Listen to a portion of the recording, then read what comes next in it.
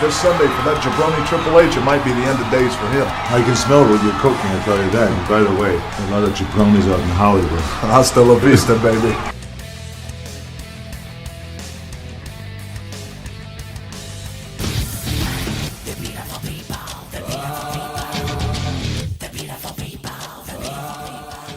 Welcome back to Beyond the Beermat. This is episode 20. What I decided to do is, in terms of this episode, if Smackdown's having this big episode where they're bringing everyone back together, and also I need to point out, by the way, before we record anything else, before we need to say anything else, we're recording this before actual Smackdown 1000. So when Dwayne comes back and just rock bottoms everyone solidly for 2 hours, we didn't know that was going to happen.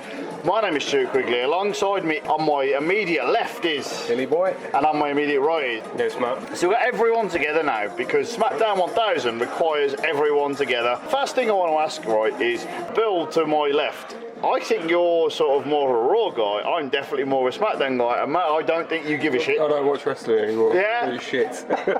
One of the reasons why SmackDown 1000 is a big deal, one of the reasons why SmackDown itself is a big deal, is because this idea of when I was younger and I didn't have Sky Sports, and for those American listeners to us, which I know that you are listening in your thousands, this idea of, oh my God, spoilers, watching 4 or 5 days in advance, what are you doing? How dare you do this? But there was a period of time where it was like SmackDown was filmed on a Tuesday and then shown here on a Saturday. Saturday morning, wasn't it like a 2-hour show? It's like Yeah. Sky One.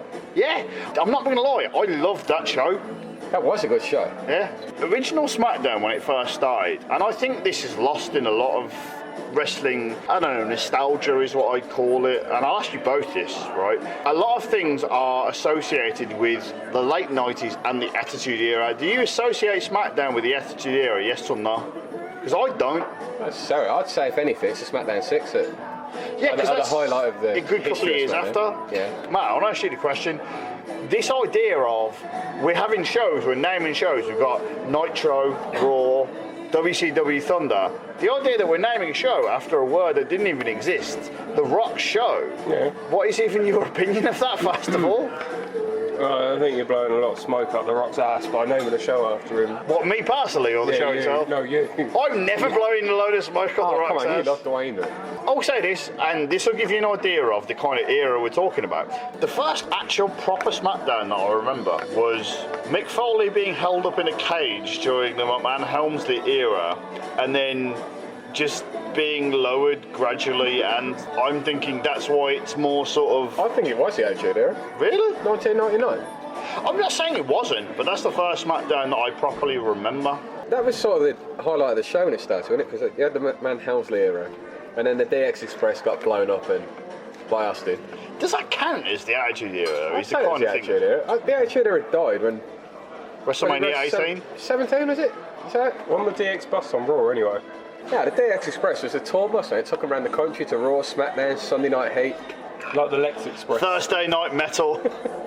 Surprisingly, sorry, I know we're going off subject here, but surprisingly, big stars turned up on Sunday Night Heat quite a lot before pay-per-views. Now that's Yeah, the way that's to because sell. Heat was That's the the way to shit. say it was. That's how you do it. That's where Kurt Angle become that's how you book. intercontinental. That's how you book a pay-per-view an hour before in the pre-show. You want in the pre-show. Sunday Night Heat was effectively what the pre-show is now, and I know we're getting slightly off topic here, but I think it's fair to say, and I don't know if this is a myth or reality, but I think I'm definitely going to say this as fact, the idea that Stevie Richards, as a general manager of Sunday Night Heat, as Stevie Night Heat, Vince McMahon didn't even know that was happening for about 3 or 4 weeks. I'd say you're right there. The rumour is like he did it for a while and then no one knew it was happening, but like I'm fully prepared to accept that as reality.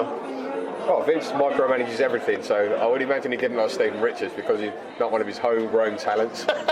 Does that not sort of go into the whole ethos of SmackDown in terms of like SmackDown from not necessarily day one? I know we talked about like the start of the Attitude Era and this and that, whatever, but SmackDown, it's been treated like bullshit for a long time. It's been treated like bullshit since its incarnation, whether it be brand shit, no, brand split or not. That was a Freudian slip of Vince McMahon terms. But the idea of when it's good, it's better than Raw, and I don't think Vince McMahon can sort of turn around and go, oh my god, this is terrible. It just is. No, man. I think the problem is, it didn't really have that brand split. SmackDown was obviously the B show, like Thunder was for WCW. Because it was only the B show, you then got talent that was still on the roster that could have worked on Raw, but they had to work that a little bit harder because they were only on the B show and they're trying to make a name for themselves. I Same thing what happened with Thunder. You say that, but I actually think it was very much a case of SmackDown and or Thunder was meant to be a continuation of Raw. It was meant to be like, if we had, imagine if Raw was more than 2 hours, we need to have more hours to Raw, but that's what SmackDown was kind of meant to be, and that's what it was for a while, and up until the brand split, that is what it was. I agree with that. When it started, on one of the early episodes, didn't Triple H have to fight 6 people off or something in one night? Yeah. Like, they were all main stars. They were Austin. I know the Bulldog was there and he beat the Rock at the end. Oh, the Rock beat him at the end of it. The point is, it wasn't a B show when it started. No. There's a lot of big stars there.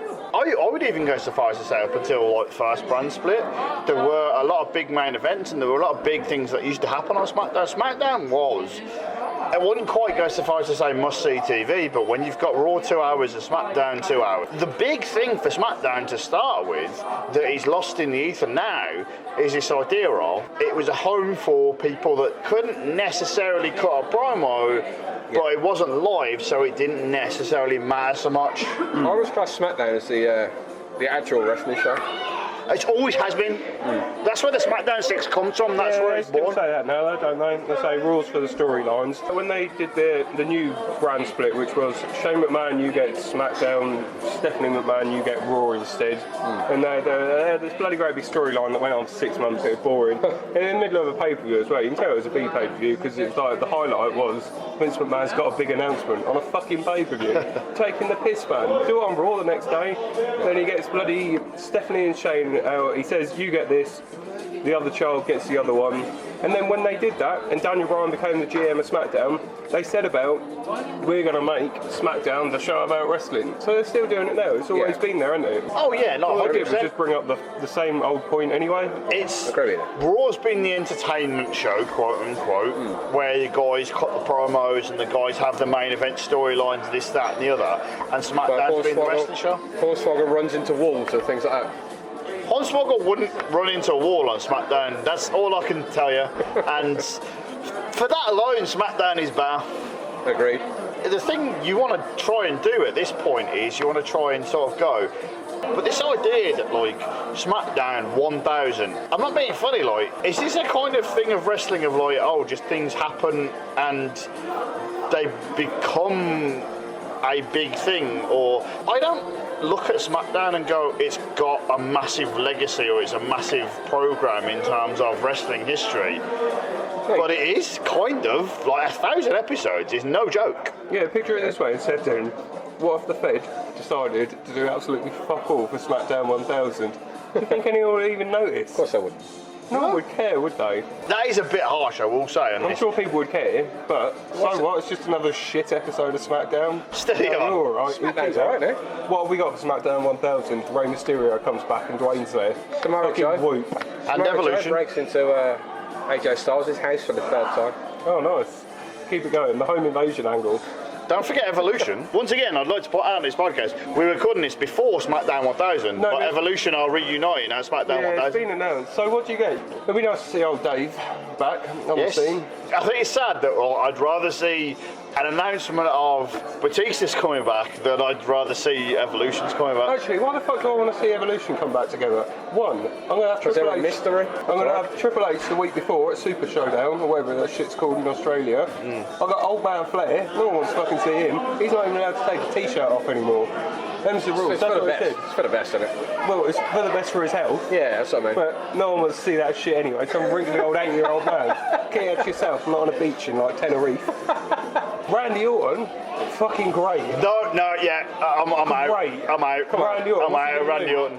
Oh, he's going to twist the finger of someone. Oh, lovely. I'd like to point out, by the way, the thing that pisses me off most about this is the idea that not necessarily the terrible collection of characters that we've got together and Dave Batista, but the idea that Evolution was a Raw stable. If you're going to bring together a SmackDown stable, if you said to me, this sounds terrible, no one would get up for this, there'd be no ratings for this, but if you said to me, JBL's Cabinet is reuniting, I'd be like, oh my god, this is what I'm talking about. Ratings? Well, it's not actually. Basham Brothers, Orlando Brothers, Jordan. Was it Gillian Yeah, Hall? Gillian Hall. With the growth on her face. That's the one. Yeah. She's got the boogie bags, read it off. That's disgusting. If you eat a chicken burger, think about that. First of all, the Basham Brothers being a thing ever, but also as well, if you're going to say to me, I'm going to go worse, you want me to go worse? I'm going to go worse. Give me Kurt Angle's stable. We had Luther Reigns. Yeah, That's what I want. Luther Reigns, good. Solid and dominating, that's what you want to say from a wrestler. This is the That's funny Roman thing. Reigns. Oh yeah, sorry. That's the same person. They've got the same fucking surname. They got the same beard as well. Luther Reigns and Roman Reigns They're brothers. related. Yeah. This needs to happen. You need a cabinet to solve it. JBL's cabinet. Oh god, Yes. we've reunited the whole thing. circle. SmackDown 1000 could be JBL's Cabinet solving the mystery of Luther Reigns and Roman Reigns. What an amazing show that would Would be be. amazing. We've just booked it. The thing I want to ask as well is that, like, this is kind of basically what we're talking about, this idea of, like, Raw's always been this sort of higher and SmackDown's been this sort of lower. The B So, yeah, I know, I don't want to do that because I've always enjoyed SmackDown more than Raw. But what I would say is that SmackDown has been the show where more chances have been taken, and SmackDown has always been the show that you would kind of say, before NXT was NXT, people would, they grow, they become a thing, Like and if Edge. they, yeah, Edge developed us, I think. anyone really. But it's Edge's the main person, I think. Benoit was already there. Cena? Oh, Cena, yeah. Oh yeah, did you see about Tarrant Angle on Yeah. SmackDown? Randy Orton as well, I'm pretty sure started on SmackDown Yeah, he and did. grew up as well. His finishing move was a crossbody. I'm glad he turned it into an RKO at So some are you point. saying that SmackDown's developmental territory? Well, no, SmackDown's NXT before NXT was NXT. It's just They had hilarious. SCW before then, though. Keep them there. Yeah, but no one gave a toss about FCW, did they? No, but that's the whole point. You don't want to overexposure them. Like they're doing there. No, I don't think so. You're overexposing people because you've got too much product, too much on air, and you've got Twitter. And every time I say it, I say it in every bloody podcast, when I say about Twitter, I always think about Big E Langston. Yeah. He's always the first one that comes to mind whenever I talk about Twitter and people on there. And I think, unfortunately, I've got a horrible feeling that old Braun Strowman's going down that route as well, where you want like a big dominating man in your life that doesn't say much, Oh, hello. but just provides the action that you want. Oh, yeah. At one stage, when people were behind Big E, when he was with AJ Lee and Dolph Ziggler, you wanted him to be quiet, just keep your mouth shut, just be this bloody great big bloke that's going to like hurt people. Because you've got Twitter now, he's tweeting and doing funny, wacky things, and oh, look at us, we're all friends backstage. You're I ruining don't it. like that. I think I don't like the Raw that is friends a backstage. very individual case in the sense of, I think Big E has the kind of charisma and the kind of connectivity to get around that. I'll give you the reverse of that.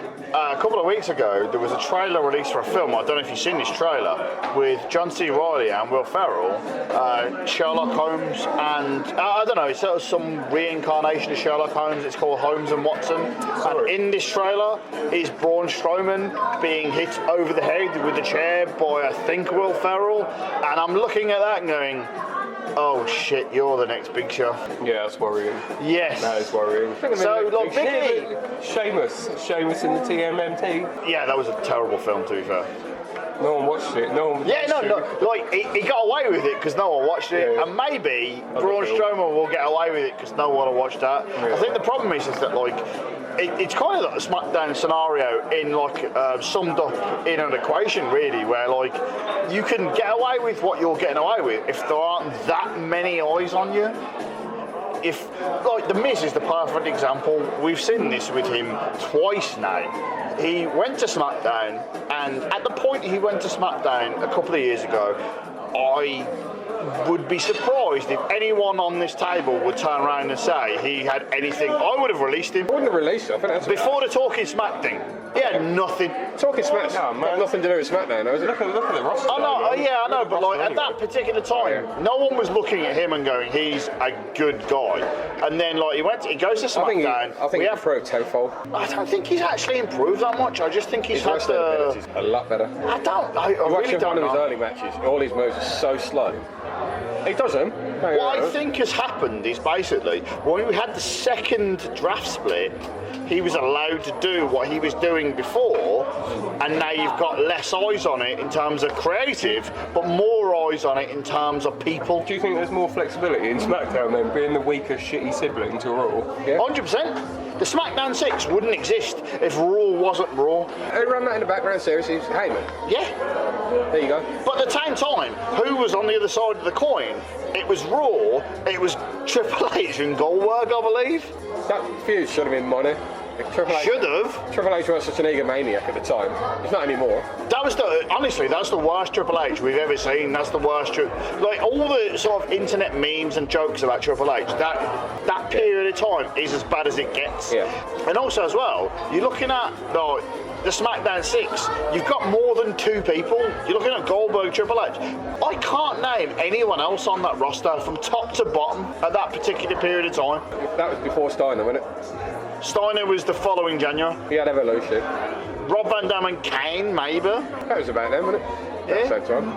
Chavo Guerrero. It's Booker T now. But no, Chavo was part of the SmackDown 6. That's the funny thing. Booker T was there, wasn't he? Yeah, I read that today and I didn't realise he was one of the 6. What? Chavo Guerrero. Oh yeah, 100%. I didn't think he was that good. Was it Kane got Edge, Benoit, Eddie Guerrero, Chavo, and who else? Ray Mysterio? Yeah, I think it was, yeah. I'm not gonna lie, like if you've got a roster of lads just to throw together in every given segment, that's a pretty good roster of lads to throw together. It is, yeah. But you still need. I'm willing to bet if we looked at, and I don't have the numbers in front of me, I don't have the card in front of me. If we looked at Raw at that particular time now, we could just look at it ourselves and go, do you know what? You could do that with Raw, but they just didn't. Yeah. The whole point of it is that Raw was always the entertainment show. SmackDown was that show. But again, I'll go back to what I said before. SmackDown was the show where you took risks.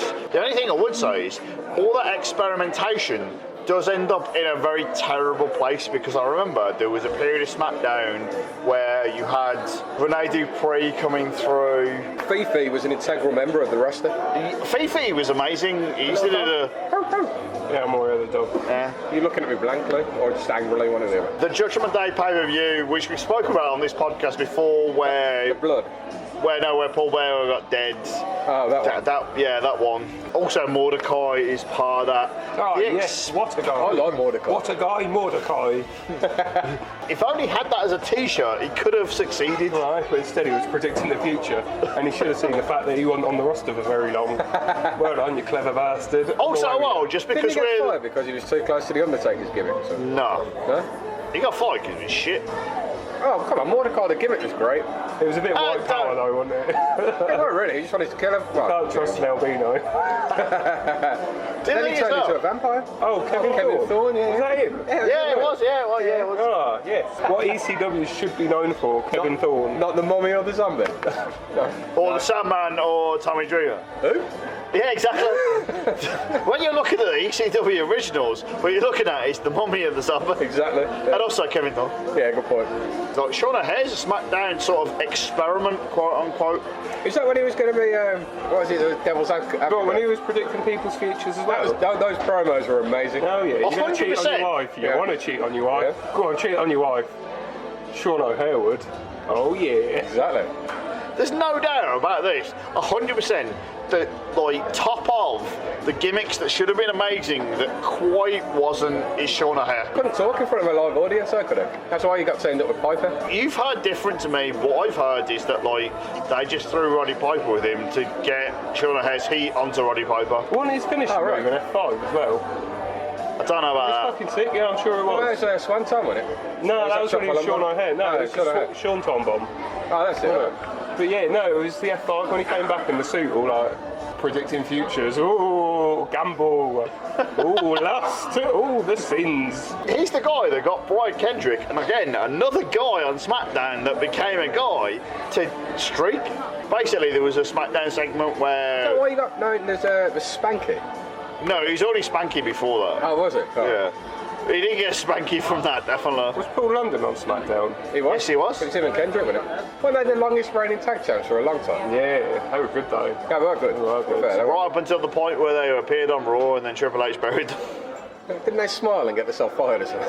Again, I've definitely said this on this podcast before, but they helped Triple H fight off the Spirit Squad, and then Triple H pedigree both of them. I'm not sure if that's Raw or SmackDown, but that is definitely what happened. Either way, they've got what was coming to them. The burial. Stop showing off with your moonsaults and just shooting star presses, London, yeah? Who the fuck do you think you are? Pedigree. You're done with, son. The thing as well is that we haven't even spoken about this, Dan, is that I know for a fact me and you, Bill, had this conversation on this podcast before about necessarily the WWE version of the Cruiserweight division, but there was a period of time on SmackDown where the Cruiserweight division was actually a thing, and it wasn't actually that bad for one. I've only got memories of that redneck. What was his name? Jamie Noble. Yeah, Jamie Noble was amazing. Nadia. Blind Nadia. She was blind because old Tajiri spat some green mist in her eyes. Oh, did he? He wore like Daisy Dukes and that. Yeah, I know the one. She was alright. Matt Hardy at one point as well. Shannon Moore. V1 was a Cruiserweight sort of gimmick. Yeah, I guess so. No, because that was good about Matt Hardy. He got too fat. Don't you remember that storyline? Matt Hardy. They didn't go down the Piggy James route, but Matt Hardy got way too much, and so he got cut from a match. I thought it was the reverse. No, it's true. Fat Hardy. It was a real thing. Just read that joke. Yeah, I feel like this definitely didn't exist. Funny. The funny thing is that when SmackDown does well, this is the good thing, is we're talking about things that SmackDown does well. When SmackDown does well, Raw copies it. Remember the ring implosion? Oh yeah. Brock Lesnar and Big Show. Yeah. Yeah, I remember that. And then we did it on Raw like 4 years later, and it's like, oh my god, I've never seen anything like this before. No, I did. I saw it on SmackDown. Yeah, but a lot of people that watch Raw don't watch SmackDown. Who commentated on SmackDown? Was it Taz?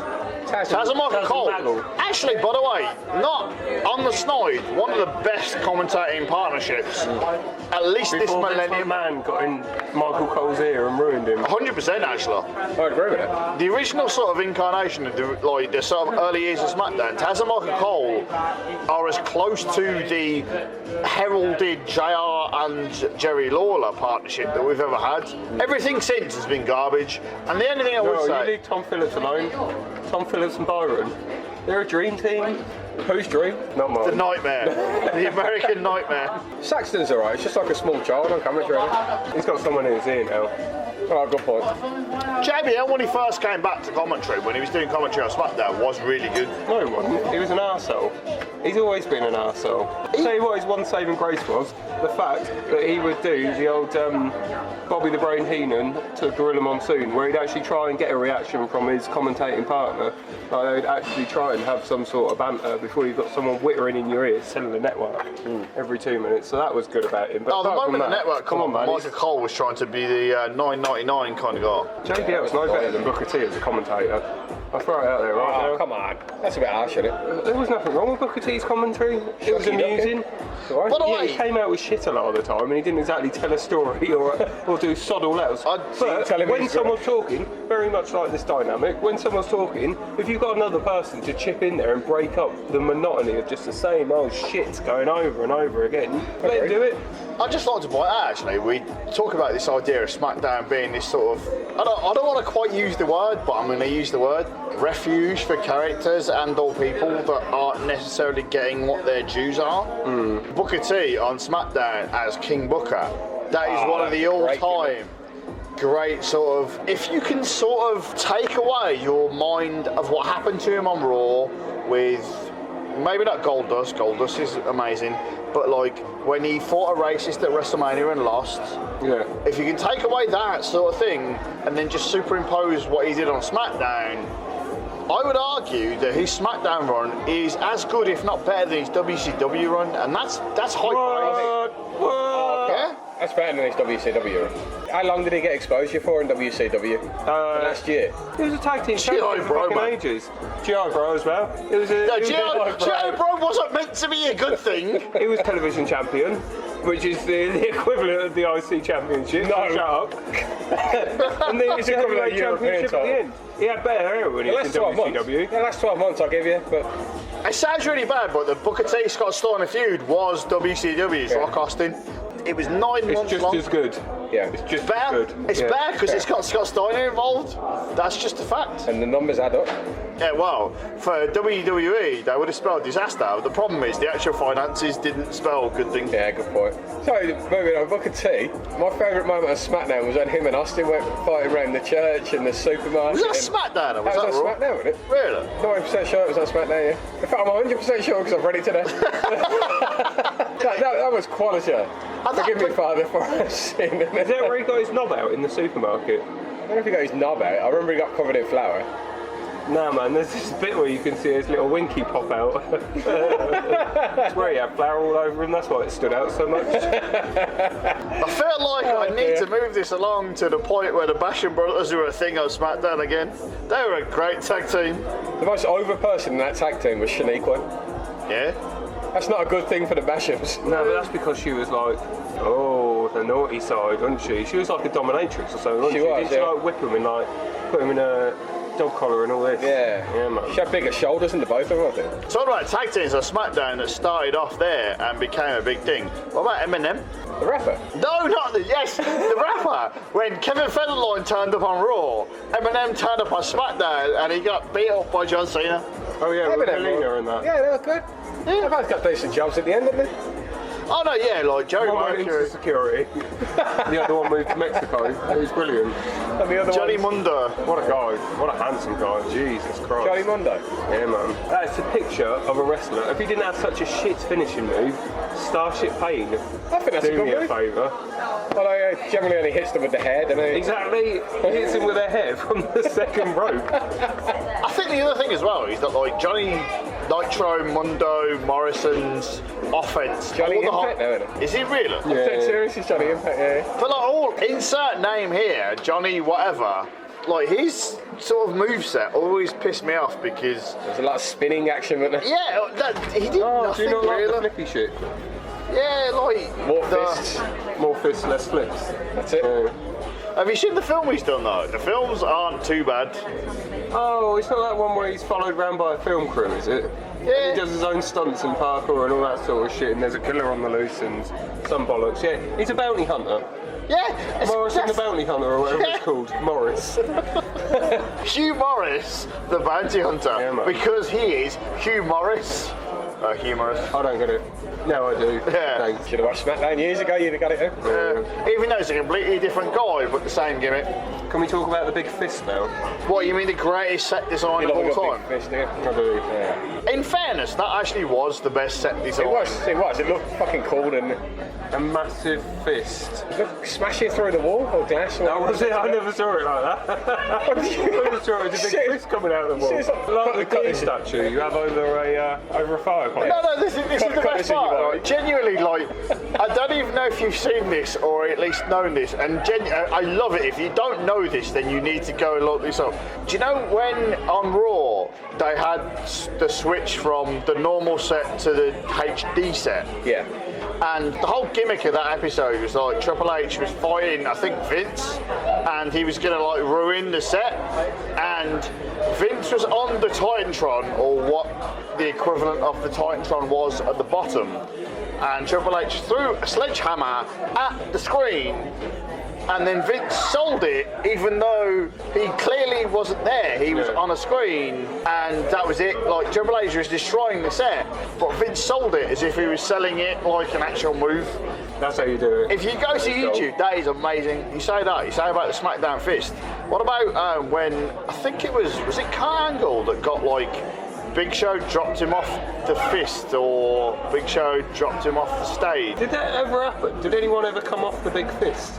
Because all I remember is SmackDown 2, whatever I'm it was, gonna the go on PlayStation 2 game, SmackDown Know Your Role, and you used to be able to climb up the Titantron, I'm and you gonna used to be able to jump off of it. It was wicked. I'm going to go out on a limb and say that fist wasn't designed to hold a 250-pound man along with another 250-pound man.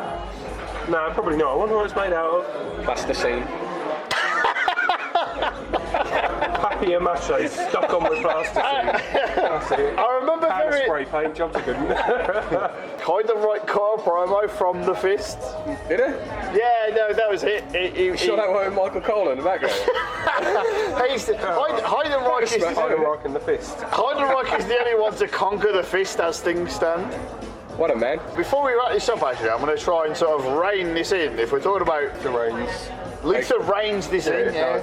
or Roman, depends on whether the cabinet to guy's- bring him back. That guy's getting the biggest shout out on this podcast in 10 years. What, Luther reigns? Luther Reigns, should tag him in it on Twitter. He might Luther be Reigns, like you've been mentioned 3 times, you might want to listen. He's got more mentions on this podcast than he has from his own family. That being said, we haven't even talked about like modern day SmackDown. I know, like you've got AJ Styles, Samoa Joe. This, Actual wrestlers. yeah, no, it's kind of sort of been what it has been over the last few years. This idea that SmackDown's been the wrestling show. So before I throw this to the end, I want to ask, what do you even think about SmackDown right now? I recorded SmackDown for a couple of weeks, right, and it is a better show, but I still go back and watch Raw every week. I don't watch SmackDown. What do you think about SmackDown's SmackDown? fucking solid. It is solid, I agree. Solid because when I'm sat on the toilet reading the results, which I do for Raw and SmackDown, it's the only way I can compare them. Raw takes forever to get through. SmackDown is like that. Jobs are good. What's Randy Orton up to this time? That wacky old character. Who's Lana shagged next? And what's Shinsuke Nakamura up to? Oh, and Samoa Joe breaking into people's houses. Good storyline. It's solid. SmackDown's bang on. I like SmackDown is bang on, but I still watch Raw every week. That's Why? You're wasting your life, Bill. probably am, to be fair. Don't watch either. Just read your results on the Kazi.